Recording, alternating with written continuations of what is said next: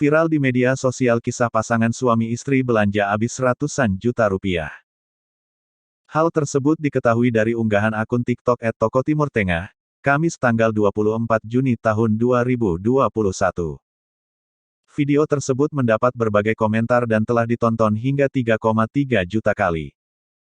Video viral itu diunggah oleh Abdurrahman asal Gresik, Jawa Timur.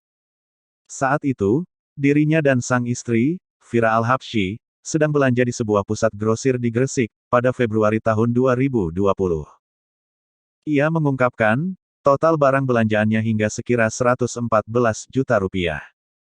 Abdurrahman membantah bila videonya itu disebut sedang belanja bulanan.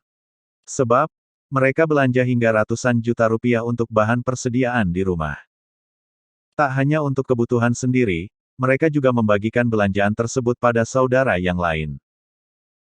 Sebenarnya bukan kebutuhan rumah tangga semua, itu saya juga berbagi ke saudara, ujarnya saat dihubungi Tribun News, Sabtu, tanggal 26 Juni tahun 2021.